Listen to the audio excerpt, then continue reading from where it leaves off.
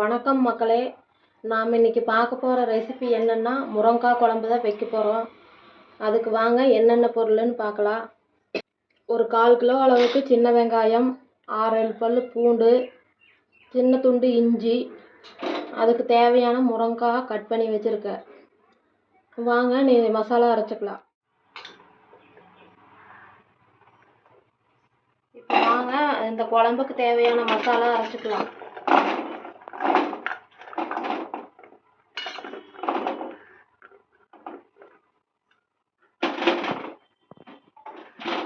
அடுப்பு பற்ற வச்சுக்கோங்க.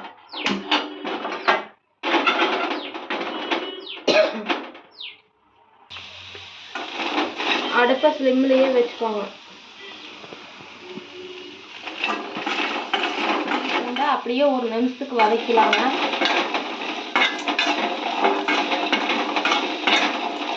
வணக்கிறதுக்கு நம்ம வந்து ஒரு 1.5 டேபிள் ஸ்பூன் எண்ணெய் ஊற்றிக்கலாம்.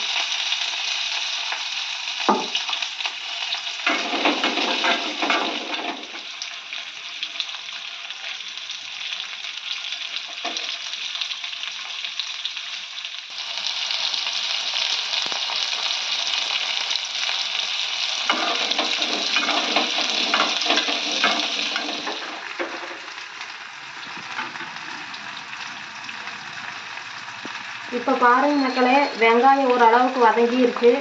இந்த டைமில் நாம் இதுக்கு தேவையானதெல்லாம் போட்டுக்கலாம். ஒரு 1.5 டேபிள் ஸ்பூன் ஜீரகம், 1/2 டேபிள் ஸ்பூன் மிளகு, ஒரு 1 டேபிள் ஸ்பூன் சோம்பு போட்டுக்கலாம்.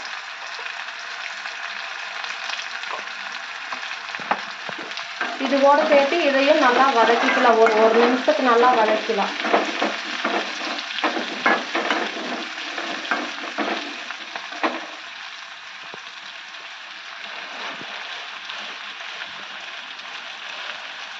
கொத்து கருவேப்பிலை போட்டுக்கலாம்.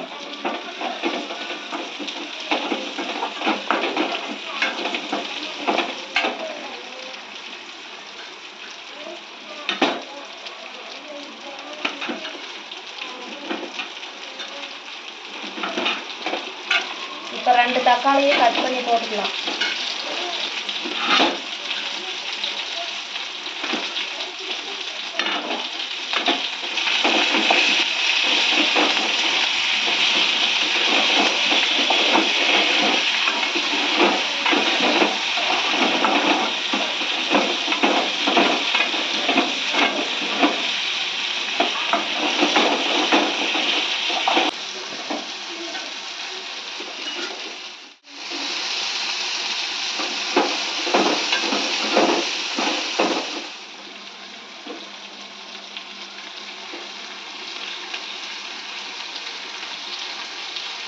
டைமில் நாம் வீட்டில் அரைச்சி வச்சுருந்தா மசாலாவை சேர்த்திக்கலாம்.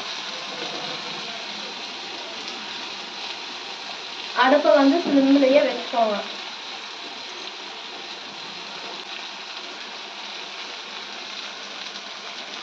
மல்லித்தூள் ஒரு 1.5 டேபிள் ஸ்பூன் சேர்த்துக்கலாங்க. மிளகாய் தூள் ஒரு 1.5 டேபிள் ஸ்பூன்.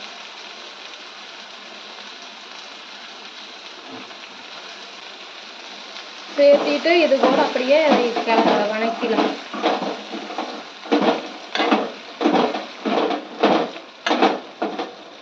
இப்போ வந்து நம்ம தேங்காயை வந்து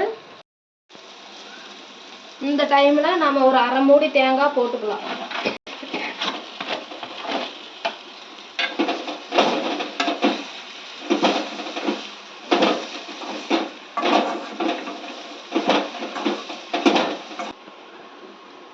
சாரிங்க மக்களே, நம்ம மஞ்சத்தூள் ஒரு 1/2 டீஸ்பூன் சேர்த்துக்குவாங்க. நான் சொல்ல மறந்துட்டேன்.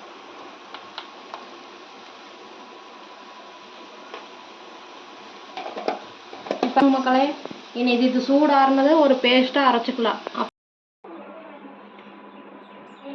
இப்போ பாருங்க, இப்போ மிக்ஸி ஜாரில் சேர்த்து ஒரு பேஸ்ட் மாதிரி அரைச்சிக்கலாம். கொஞ்சம் தண்ணி ஊற்றி அலசி இதில் ஊற்றிக்கலாம்.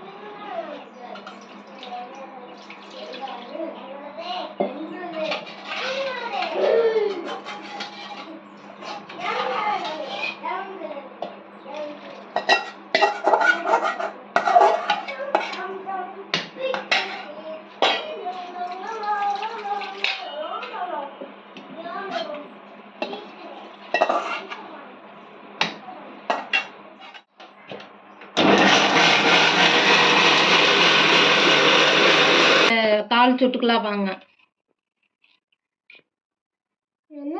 மக்களே, மசாலா அரைச்சாச்சு. இனி வந்து தாளிப்பு கொடுத்துக்கலாம் வாங்க. ஃபஸ்ட்டு 1 டேபிள் ஸ்பூன் எண்ணெய் ஊற்றிக்கலாம். எண்ணெய் காஞ்சிருச்சு.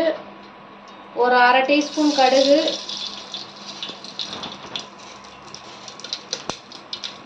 1/4 டீஸ்பூன் வெந்தயம்,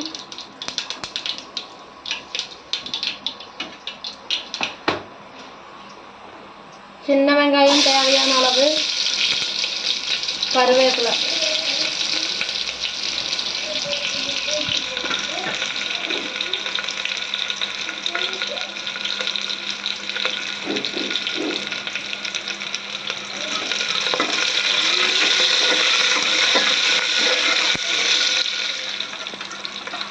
வெங்காயம் வதங்கிடுச்சு. இனி நம்ம கட் பண்ணி வச்சுருந்தா முருங்கைக்காயை சேர்த்துக்கலாம். நீங்கள் இதை கூட உருளைக்கிழங்கு, கத்திரிக்காய் எது வேணாலும் சேர்த்துக்கலாம். இல்லை முருங்கைக்காயை வச்சு கூட இந்த குழம்பு பண்ணிக்கலாம். எது வச்சு பண்ணாலுமே நல்லாயிருக்கும். கொஞ்சம் வெந்தயம் சேர்த்திட்டிங்கன்னா குழம்பு நல்லா டேஸ்ட்டாக இருக்கும். உடம்புக்கு நல்லது முருங்கைக்காய் குழம்பு. இப்போ வந்து இதை எண்ணெயிலேயே ஒரு 2 நிமிஷத்துக்கு வதக்கி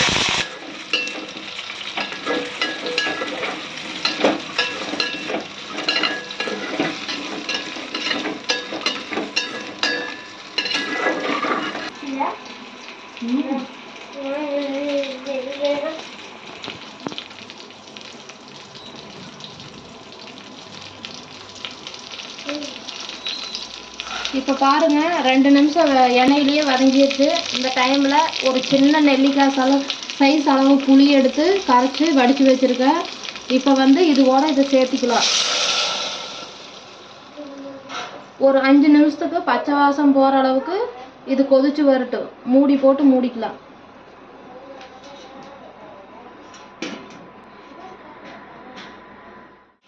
இப்போ பாருங்கள் மக்களே, முருங்கைக்காய் பாதி அளவுக்கு வந்துருச்சு. நாம் இனி இந்த டைமில் அரைச்சி வச்ச மசாலாவை இது கூட சேர்த்திக்கலாம்.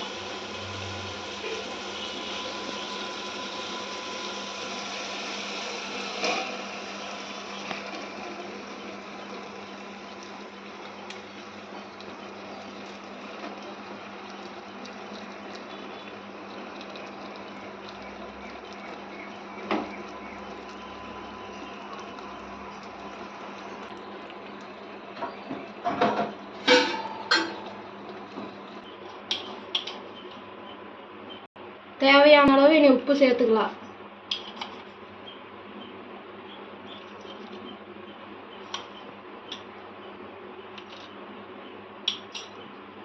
இப்போ வந்து குழம்பு நல்லா கொதிச்சு வரட்டு. இந்த டைமில் மூடி போட்டு மூடிக்கோங்க.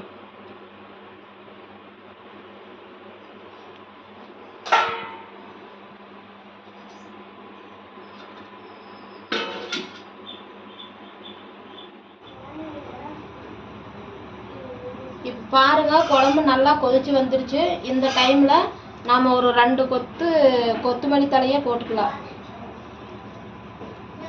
இவ்வளோதாங்க மக்களே, முருங்கைக்காய் குழம்பு. பார்த்துட்டு கமெண்டில் சொல்லுங்கள்.